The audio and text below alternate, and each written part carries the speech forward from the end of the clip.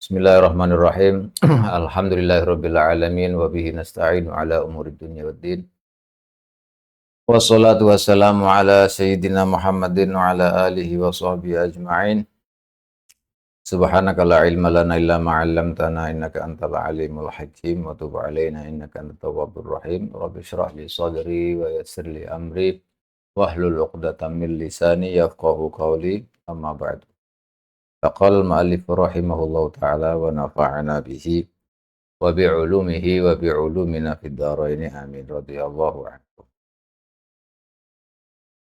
Bilang qal wa yajibu qarnuha.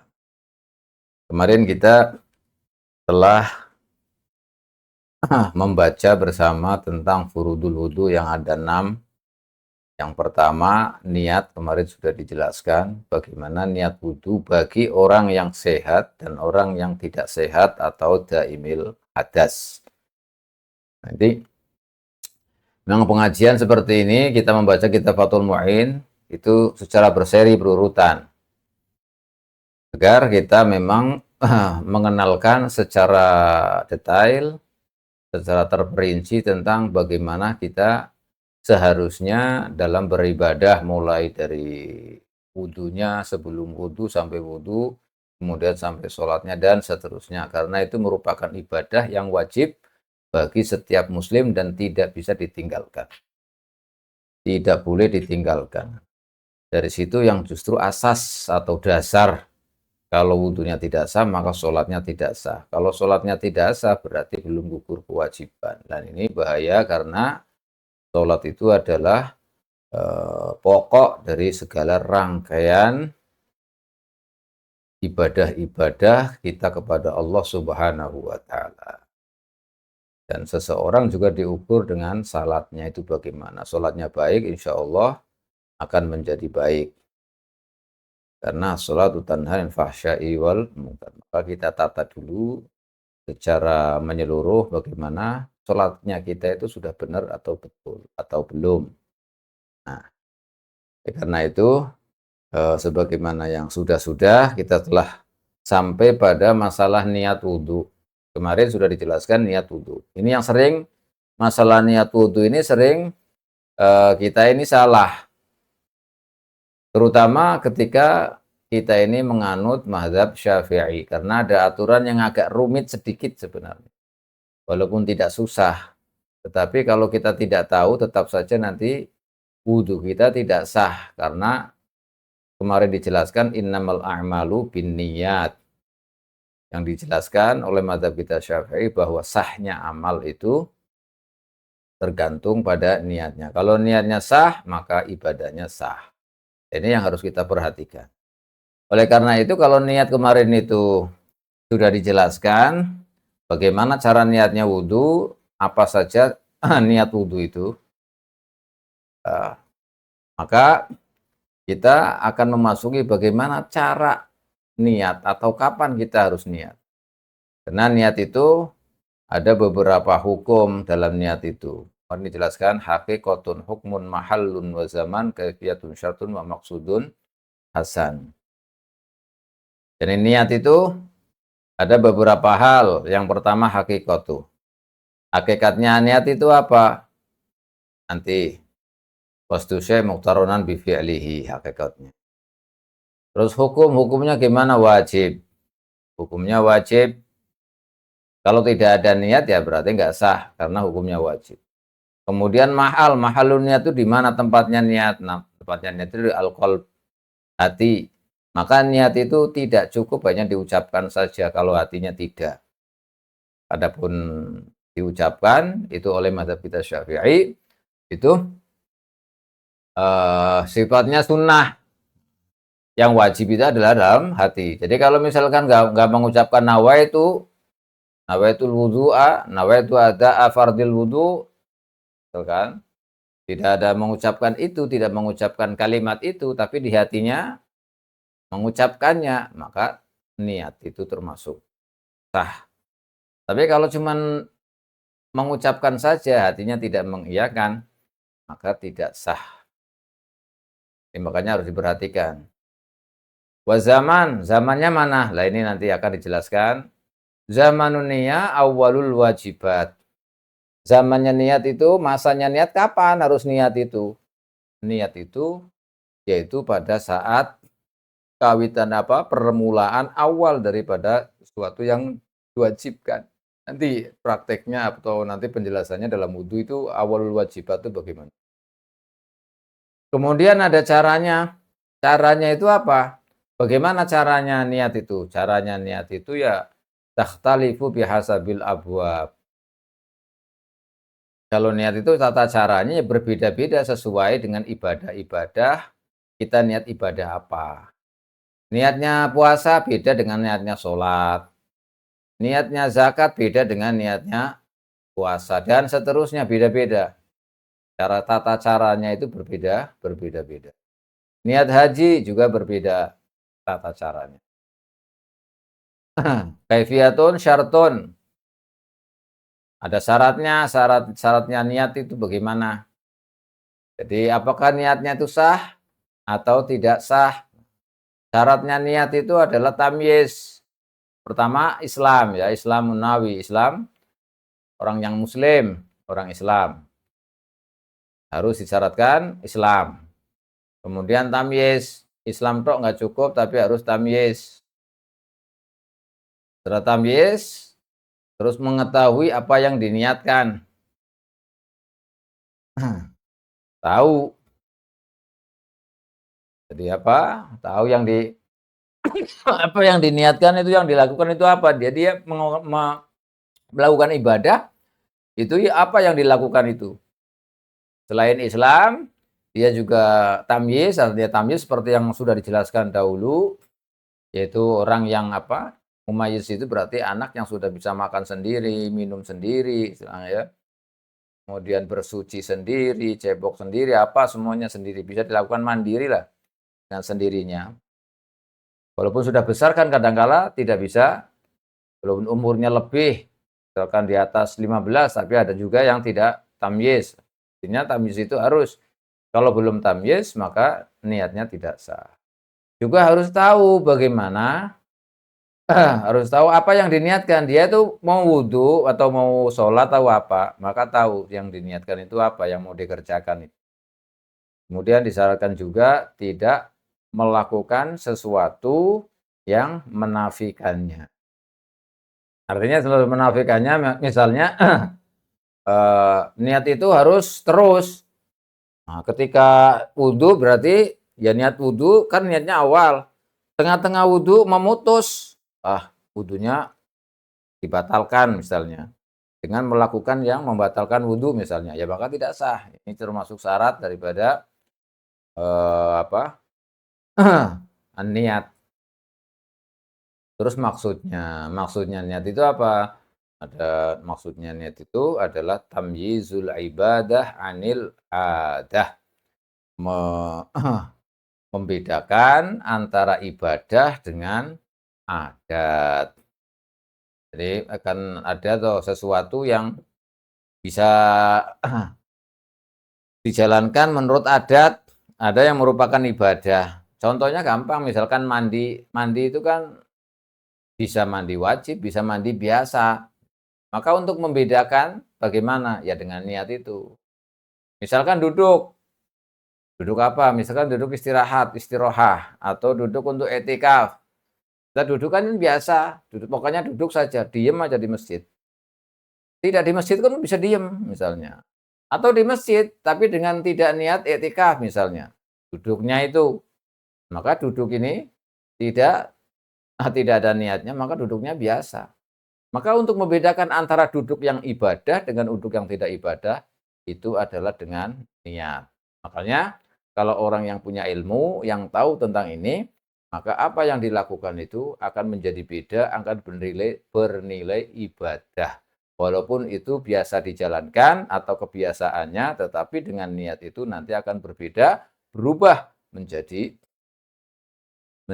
ibadah. Makan misalnya. Makan itu kebiasaan, kebiasaannya makan jam berapa, gitu kan, jam 12 misalnya. Kalau jam 12 makan sudah biasa itu. Kalau tidak ada niat ya makannya bersifat biasa karena udah kebiasaan itu. Tetapi yang menjadi beda nanti ada niatnya. Niatnya apa? Aku makan jam 12 misalnya. Maka yang menjadi pembeda itu adalah niat. Nah, ini ada beberapa hal dalam niat itu yang disebutkan dalam sebuah bait, hukmun hakikatun hukmun mahallun wa zaman, kaifiyatun syartun wa maqsudun asar. Harus tahu. Makanya niat ini fungsinya asas atau pokok, kalau tidak ada niat nggak sah. Yang kemarin dijelaskan, innamal a'malu binniyat. Nah, terus secara spesifik mu'alif ini menjelaskan, tadi sudah dijelaskan apa mahallun itu hakikatun hukmun mahallun wa zaman. Nah, ini mau dijelaskan oleh mu'alif ini wa yajibu qarnu. Dan wajib opo qarnuha mbarengaken niat. Uli mbarengaken inda awwali ghusli juz'in ing dalem kawitane basuh juz min wajhin kang tetep saking wajah. Jadi niat itu tempatnya kapan harus niat? Itu adalah disertakan bareng-bareng ketika pertama kali air menyentuh atau pertama kali membasuh anggota dari wajah. Apakah di sini, apakah di sini, apakah di sini, apakah di sini. Pokoknya yang termasuk anggota wajah.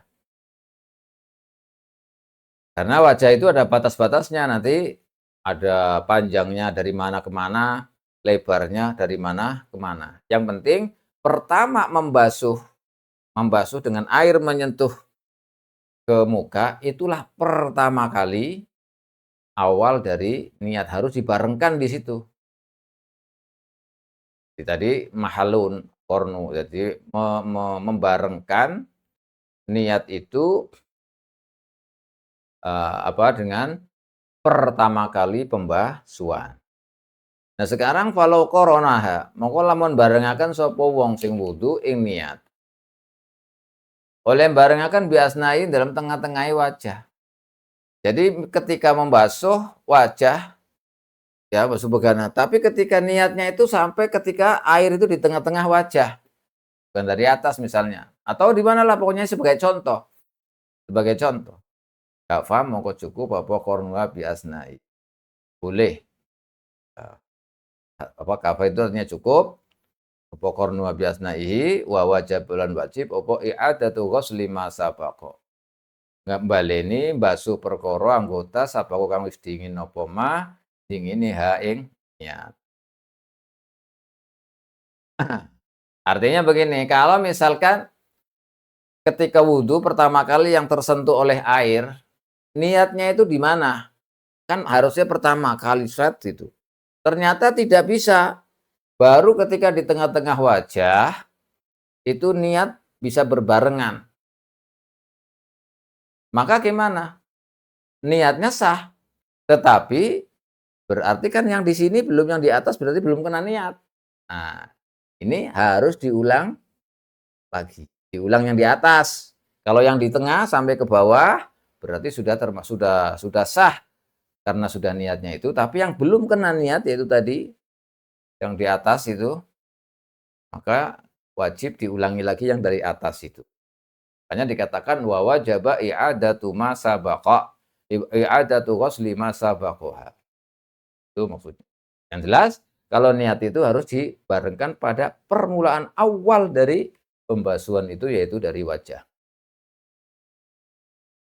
Wala yakfilan ora cukup apa kono barengaken niat, dibarengaken bima kelawan perkara qabla kang tetep ing dalem sadurunge ghusl wajah. Haitsu lam yastashabha. Ing dalem sekirane ora langsungaken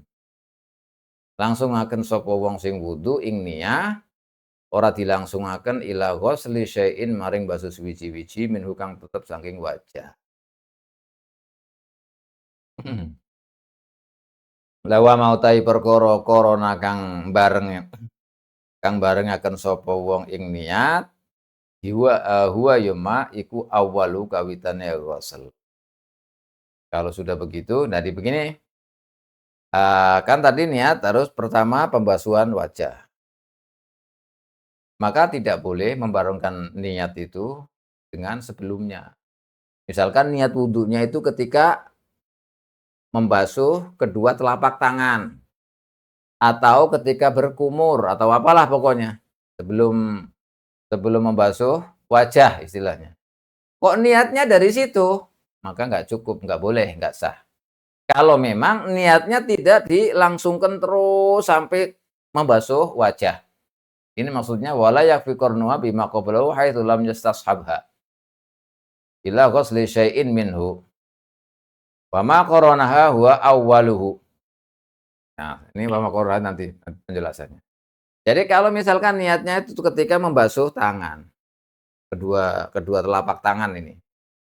Niat di situ niat wudunya. Ini nggak boleh, nggak cukup. Kalau tidak dilangsungkan, artinya ketika membasuh wajah terus niatnya tuh terus sampai ketika membasuh wajah, itu artinya haitsu lam yastashab. Jadi niatnya itu terus ditarik terus sampai membasuh wajah. Itu nggak apa-apa, boleh. Nah, kalau sudah seperti itu maka pertama kali niat ketika pertama dari membasuh kedua belah tangan, kedua telapak tangan ini kemudian diterusin niatnya itu sampai ke wajah. Maka pertama kali yang menyentuh air ke wajah itu berarti yang terkena niat, berarti tidak apa-apa. Itulah pertama daripada satu pembasuhannya. Nah, kalau sudah seperti itu, fatafutu moko pot tidak dapat opo sunnatul madmadoti kesunahane madmadoh kekemu. Pot tidak dapat sunahnya kekemu ini nego salah lamun kebasu maha sertane madmadoh po syai'un minal waji sesuatu dari wajah. Kahum roti syafati kaya dene abang-abangi lambe badan niating dalam sawise ya. Jadi kalau misalkan tadi niatnya itu niat sebelum membasuh wajah. Setelah membasuh wajah terus berarti kan ketika membasuh kedua telapak tangan langsung diniatkan terus sampai membasuh wajah. Nah, kalau sudah sampai membasuh wajah, berarti waktu niat jatuhnya jadinya itu pada pertama kali pembasuhan itu ya ketika tadi niatnya ditarik sampai ke wajah itu. Dilangsungkan sampai ke wajah. Nah, kalau sudah begitu, maka dia tidak mendapatkan sunnah sunnah berkumur, juga sunnah istinsyak. Sudah nggak dapat. Kenapa? Ya karena sudah memasuki membasuh wajah. Jadi nggak ada madmadoh lagi, nggak ada madmadoh lagi. Itu tadi kalau memang ini salah maha syai'un minal wajhi ka humrati syafati. Jadi kalau memang begini kemudian kekumur dan niatnya kan ditarik terus loh sampai membasuh wajah. Maka bagaimana? Maka sudah enggak dapat kesunatan wudu mudmadah, juga tidak dapat kesunatan istinsyak. Enggak usah dapat. Karena sudah terlampaui gitu. Oleh karena itu, karena tidak mendapatkan sunnah madmadoh berkumur, juga istinsyak, fal aula mongko tawi sing luwih utama iku an yufarriqa. Iku yen to misah sapa mutawaddi wong sing wudu an niyata ing niat. Dipisah caranya. Caranya misah gimana? Bi an yanwiya. Untuk mendapatkan semua kesunatan, kalau tadi kan niat wudunya itu mulai dari membasuh kedua telapak tangan terus dilangsungkan sampai berkumur sampai ini. Ini kan ada yang terbasuh misalkan begini, ada bibir yang terbasuh tadi kan. Berarti yang pertama sini berarti yang terkena air berarti sudah itu termasuk pertama ghuslil wajah. Yang lain tinggal diratakan, tinggal membasuh yang lain selain bibir misalnya. Tapi tidak dapat sunnah madmadah, juga sudah tidak dapat sunnah istinsyak. Makanya tadi dikatakan fatafutu sunnatul madmadah. In ghasala ma'a syai'un minal wajhi ka humrati syafa pengabangi lambe itu tadi setelahnya. Maka kalau sudah begitu kita tahu kalau caranya seperti itu ini tadi. Beda kalau nanti penjelasannya. Kalau niatnya istishab tadi, maka sudah nggak dapat niat madmadah, tidak dapat sunnah madmadah berkumur, juga tidak dapat sunnah al-istinsyaq, maka cara yang lebih utama bagaimana? Harus dipisah. Nah, ini harus dipisah niatnya. Caranya bagaimana? Bi an yanwiya. Gambare yen to niat sapa mutawaddi inda kullin ing dalem nalikane saben-saben suci min ghuslil kafaini kang tetep saking basuh wajah, basuh dua tangan, telapak tangan. Wal madmadati lan madmadah. Kemu wal istinsyaqi lan nyerot banyu irung niat sunnatal wudu ing sunat wudu. Jadi yang bagus itu supaya dapat semuanya dipisah. Ini harus diingat. Jadi ketika kalau kita pengen dapat sunnah wudu ya, terus masuk kepada kewajibannya, kalau tadi caranya kan yang istishab itu tidak dapat sunnah istinsyaq, sudah tidak dapat sunnah madmadah. Kalau ingin dapat caranya dipisah. Kalau pertama membasuh kedua telapak tangan, niatnya apa? Niatnya melakukan sunnah wudu. Kemudian ketika berkumur juga niat melaksanakan sunnah wudu. Kemudian istinsyaq, menghirup air ke hidung, itu memasukkan air ke hidung, istinsyaq. Maka itu juga niatnya niat melakukan sunnah wudu. Baru kemudian tsumma fardhul wudu'i, tumuli niat kewajiban wudu inda ghuslil wajhi, ing dalem arikalane basuh wajah. Nah, kalau berikut wajah hatta la tafuta hingga ora pot apa fadilatus tishabin niati, fadilahe nglanggengaken to nglangsungaken niat min awali sangkawitane waslil wajah wafat wafadlatul wafat apa ini wafatnya ini hmm? Wa fadilat ini kurang alif, ini kurang tak ini kurang ya. Wa fadilatul madmadhati lan fadilahe sunnah madmadhah kekemu wal istinsyaqi lan nyerot banyu irung ma'an ghisali humrati syafati sertane kebasuhe abang-abangi lambe. Artinya ya kalau kita ingin dapat semuanya kesunatan madmadhah, sunatan membasuh kedua telapak tangan, berkumur dan lainnya, kemudian wudunya juga pas. Nah, maka ketika kita mau mengambil air kemudian membasuh kedua telapak tangan, ini diniatkan melakukan kesunatan wudu. Caranya begini ya, pokoknya niat kita mau mengerjakan sunat wudu. Nawaitu ada asunnatil wudu misalnya. Nawaitu ada asunnatil wudu. Mulai dari apa? Dari telapak tangan sampai madmadhah sampai ini.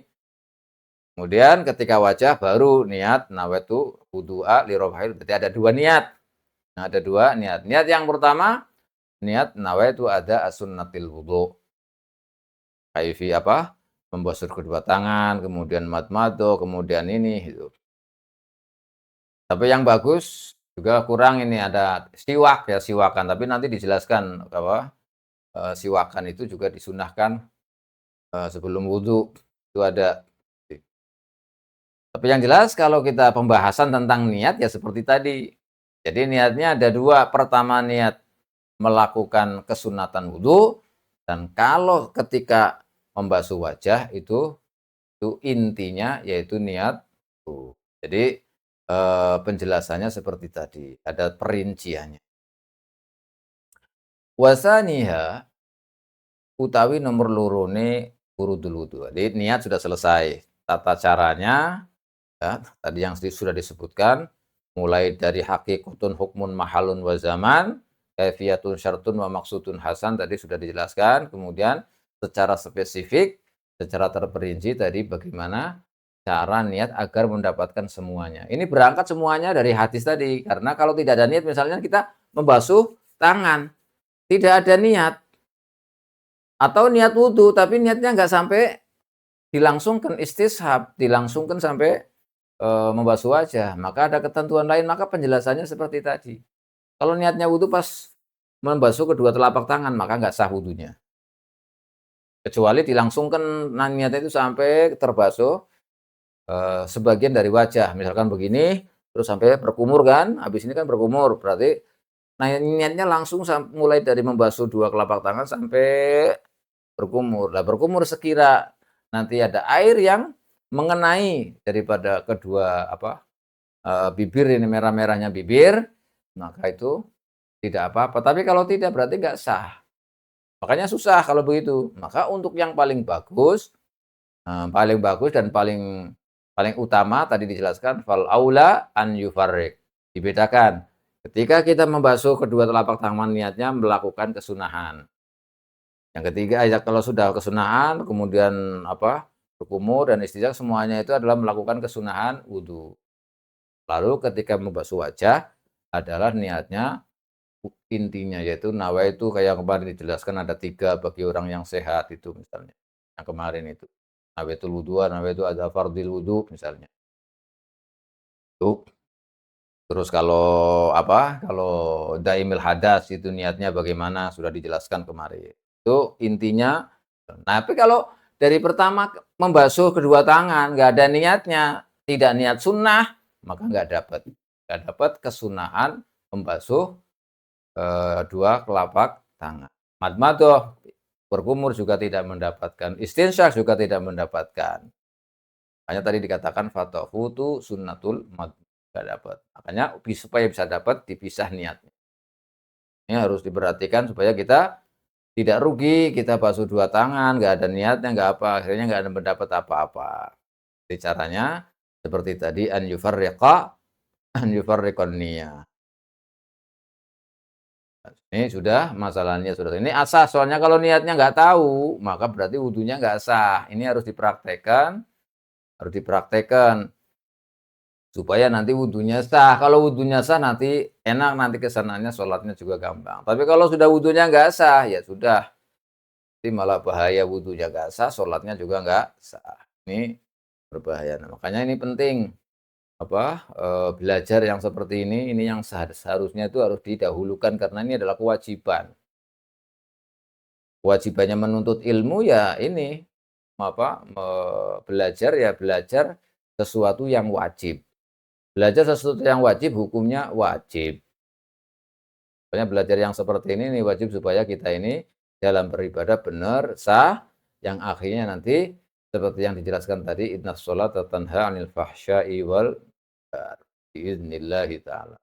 Kadang kita tidak tahu, akhirnya sholatnya angger-angger, asal-asalan saja, sehingga sholat wudunya tidak sah, sholatnya tidak sah, akhirnya sholatnya tidak ada pengaruhnya apa-apa, tidak ada asarnya, tidak ada hasilnya. Ini niat sudah, asas itu harus, kalau niatnya nggak sah, maka nggak sah. Tata caranya sudah disebutkan semua. Wasaniha utawi sing nomor loro ne furudul wudu, iku waslu zahiri wajhihi. Basuh zahire wajahe mutawaddi. Yang zahir membasuh. Jadi kalau sudah disebut ghusl itu berarti air itu harus mengalir karena perbedaan antara ghusl dengan masah itu. Kalau ghusl itu dengan air yang mengalir, alirnya itu mengalir. Kalau masah itu airnya tidak mengalir, namanya mengusap. Diusap saja, airnya nggak mengalir. Tapi kalau sudah disebut ghusl ini perbedaannya. Kalau sudah disebut ghusl, maka itu air harus mengalir. Lah, untuk wajah itu ghusl namanya. Makanya dalam ayat itu faghsilu wujuhakum wa aydiyakum. Semuanya dibasuh kecuali sebagian kepala. Wamsahu biruusikum. Dan warjulakum juga dibasuh karena atop ke sebelum masah. Sebetulnya atopnya ke al-yadain. Waghsilu wa arjulakum itu waghsilu arjulakum. Meskipun ada khilaf lah itu di antara mazhab itu lah. Yang penting bahasan kita adalah mazhab Syafi'i.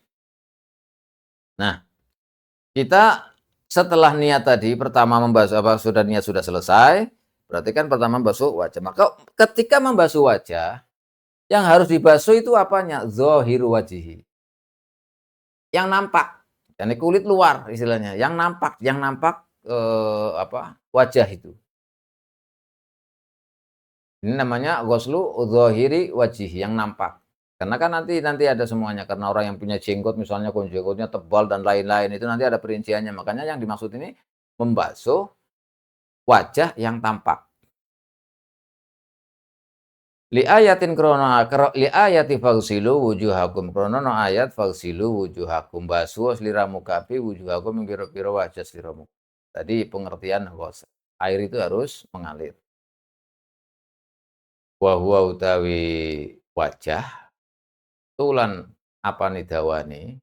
Jadi ini batas-batas wajah itu tadi kan suruh membasuh wajah secara menyeluruh, yaitu zohir-zohirnya yang tampak-tampak itu. Maka batas-batasnya itu mana dikatakan wajah itu. Batas-batasnya wajah itu panjangnya iku ma anggoto baina mana biti sya'ri roksihi. Yang tetap yang dalam piro-piro nggon tukule rambut sirae mutawati. Dari atas itu tempat tumbuhnya rambut, tempat tumbuhnya rambut yang paling atas ini, tengah-tengah. Nanti ada perinciannya, ada al-ghamam, ada naz'ah, ini nanti ada itu. Nanti ada penjelasannya. Yang jelas pertama ya Pak, awal dari apa tempat tumbuhnya ini. Nih. Ma baina mana biti sya'ri ra'sihi. Ghaliban ing dalam kaprai. Artinya wajar, yang wajar itu kebanyakan itu dari mana? Kan ada yang botak, ada yang enggak botak gitu. Itu nanti ada penjelasannya. Ini yang disebut adalah ghalib. Ghalib itu apa? Ya kebanyakan orang itu umumnya lah, umumnya itu tempat apa? Tempat tumbuhnya rambut itu di mana? Yang umum. Wa tahta muntaha lahyaihi. Lan ing dalem ngisore nggon katoke uang loro, uang loro. Uang lorone wong mutawati bi fathil lam lahyai. Bahwa mongko tawi apa namanya lahyai itu minal wajhi ku setengah saking wajah. Du nama tah tahu ora kok anggota tah tahu kang tetep dalam sang isore lahyai. Wa sya'ri lan rambut an nabi tikang tukul ala matah tahu ya wa sya'ri lan rambut ya apa tadi an nabi tikang tumbuh ala matah tahu ing atas anggota tah tahu kang dalam sang isore lahyai. Jadi eh apa anggota? Batas daripada wajah dari atas itu tempat tumbuhnya rambut yang biasanya itu, yang normal, yang wajar lah istilahnya. Bukan yang botak gitu, kalau botak kan sini kok nggak ada rambutnya cuman mulai dari atas misal. Bukan itu, yang wajar itu. Biasanya ghalibnya. Dari situ sampai lahyai, muntaha lahyai, tempat ini nih. Berarti ini dagu nih, ini namanya lahyain. Ini dagu. Muntahanya itu berarti di sini. Nih. Tuh. Maka di sini sampai di sini nih dagu di sini. Nah, kalau sudah sampai di sini, ini berarti dari atas sampai sini berarti namanya anggota wajah. Anggota wajah. Duna mata tahu, bukan kok ini yang sebelah sini nih, yang ke bawahnya lagi. Kan disebut wajah karena ketika kita menghadap ya dengan wajah itu yang tampak dari kita depan. Dari depan itu tampak semuanya. Maka kan ini nih. Nah, ini sampai sini. Kalau sini kan nggak tampak kalau kita berhadapan. Jadi maka yang di bawahnya ini sini ke sini itu tidak dinamakan wajah.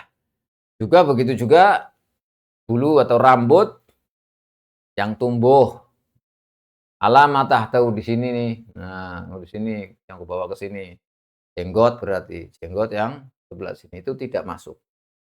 Tidak masuk anggota wajah. Karena wajah itu mawajahak.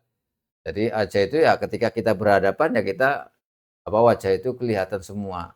Itu makanya disebut tadi zahir wajhihi. Kalau yang tidak tampak dari depan bukan anggota wajah. Makanya dikasih batasan mana itu yang namanya wajah. Oleh mu'alif ini jelaskan mulai dari mana biti syari roksi sampai muntaha lahyeh. Sampai sini. Itu panjangnya dari atas ke bawah. Lawa ardon dan apa nih dawan ambane itu tadi panjangnya, kemudian lebarnya iku ma baina udunaihi, anggota kang tetep ing dalam antarané dua telinga. Kuping lorone mutawadhi. Nih, dari sini. Ini namanya nanti antara watad ini, watad ini watad ini. Jadi nanti ada penjelasan dari sini sampai sini. Ini berarti lebarnya ini. Kalau apa, panjangnya dari atas manabi syarif sampai muntahal lahya. Nah ini, nih. Wayajibu itu apa, batas-batas wajah. Wayajibu lan wajib, ini sampai ini penjelasan secara detail ini sampai sampai batas-batasnya itu apa saja. Misalkan nanti ada rambut di sini atau di sini, terus bagaimana nanti orang yang punya godek ya, apa, godek ini, apa, cambang, atau orang yang punya jenggot yang tebal, atau pakai apa, kumis yang tebal, atau alis, atau semuanya yang harus dibaca itu apa. Ini nanti akan dijelaskan semuanya, tapi secara garis besar itu yang disebut wajah. Apa yang ada di wajah? Ada yang di wajah itu ada 2, ada yang biasa, wajar, ada yang tidak wajar, ada yang tidak wajar. Jadi ada misalkan ada orang, apa, tumbuh rambut di mukanya, ya misalnya. Maka hukumnya bagaimana? Ini nanti akan diterangkan semuanya, yaitu, secara terperinci oleh mu'alif ini ketika membaca, ketika menyebutkan wa yajibu waslu sya'ril wajhi min hudbin wa hajibin wa syaribin wa anfaqatin wa lihyatin. Dan seterusnya sampai terakhir. Itu semuanya adalah merupakan penjelasan apa yang harus dibasuh ketika membasuh apa saja. Itu penjelasannya nanti insyaallah, karena ini agak panjang dan secara terperinci, agar kita memahaminya lebih detail, insyaallah nanti akan kita bahas pada pertemuan selanjutnya insyaallah biidznillah taala. Dan wallahu a'lam bishawab.